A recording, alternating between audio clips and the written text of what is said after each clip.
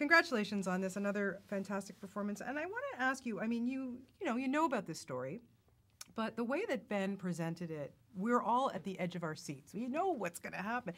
What is it about working with that guy? He just did such a tremendous job directing this movie.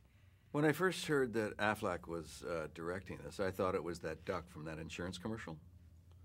So I didn't expect much. But he's not the duck, I found out.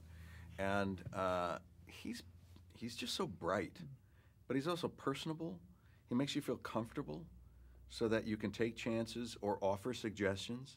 Anybody who is too domineering, then it puts people at like, well, I had an idea, but I'm not going to say it because But he opens it up and allows you to feel that you can approach, and we do, and you feel more relaxed and more capable of performing at the top of your game. Yeah, and of course, you spend most of your scenes with him in this film, so you're not just working with him as your director. He's your co-star. So to watch him go from one thing to another, what's it like? It's an unusual thing where there's like you can't completely turn the switch off. I've directed myself in film and television as well, and it's a little psychotic actually when you feel a sense of schizophrenia, and so you're acting, you're focused on that, and then that's a cut, and then you immediately start going into, okay, did we get that? That was good. And what else do I need to do? And so you're really, by the end of the day, you're exhausted. Yeah, I remember. But you're also wired. Yeah, well, it's the adrenaline thing. I think. It's adrenaline, and you're wired, and it's you see the end zone, and it's a ways away, and you just got to keep going. It's important to eat well and wear comfortable shoes. That's the main thing, comfortable shoes. Yeah. No high heels for you, Bryan Cranston. He tried to wear high heels a few times, and I said, Ben, you really should go flats. Absolutely. Get it at Jennifer's Closet. Yes. Yeah, for sure. You were playing a CIA guy, and I'm watching this movie, and I know about CIA, but I go, what a life, really. Like, covert operations, leaving your family. I mean, it's really, you got to devote yourself to this 100%. Did you kind of study up on CIA before you took on the role? I did. I went to Langley, Virginia, and I met with several of the CIA officers of varying degrees of age. And what I found is that it's very common for the CIA officers to marry within the CIA. And I asked why, and they said, I guess it's just easier. And I realized that's true. If you were with the CIA and you came home to me and I said, honey, what'd you do for today? And it's like, we can't talk about that. Yeah. But if we were both CIA, I know not to ask. You know not to ask. We just keep that separate.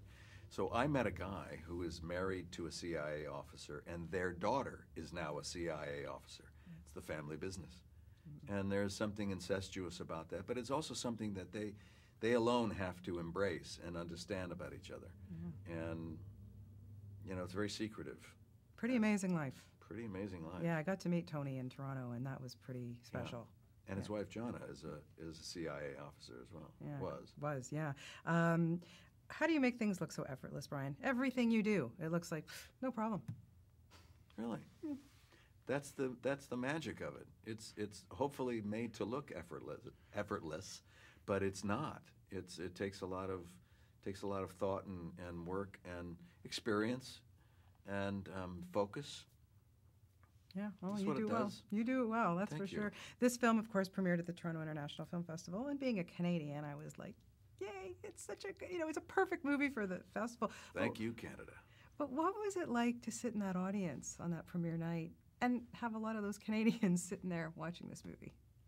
It was very special.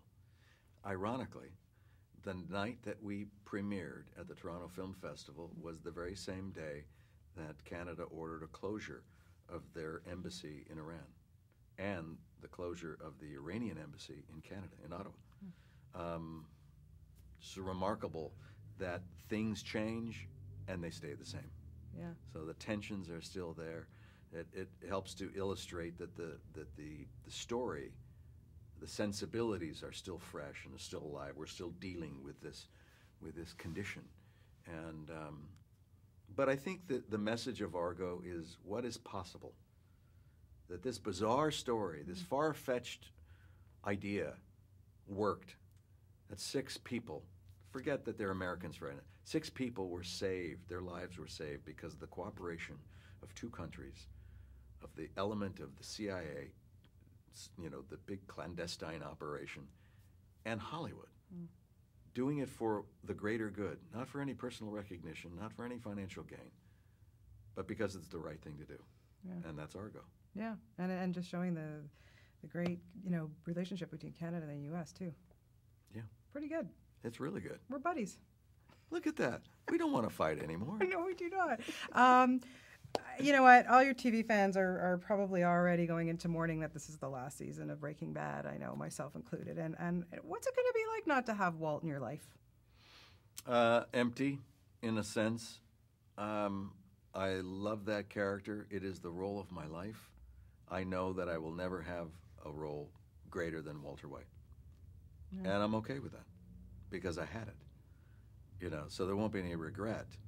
It'll be, I'll look back on it fondly. And that's why my focus is on the here and now. I want to be in this moment at this time and with an eye in the future, very little in the past.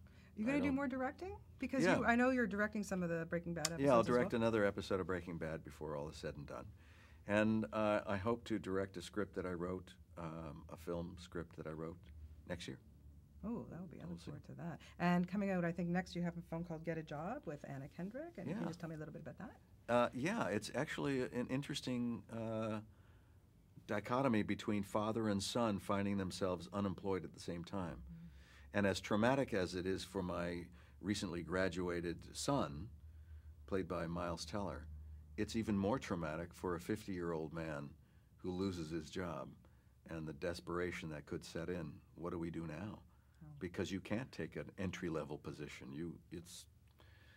So, and that's all couched in comedy. It's a comedy. Well, I look forward to that, It's and fun. I always love talking to you. You're such a great talent. And Thank you. Best of luck with all this because it's such an amazing film. Really, Thank really you good. so much Great for job. saying that. Always I good talking to appreciate you. it. Thank Thank you. you. Thank you.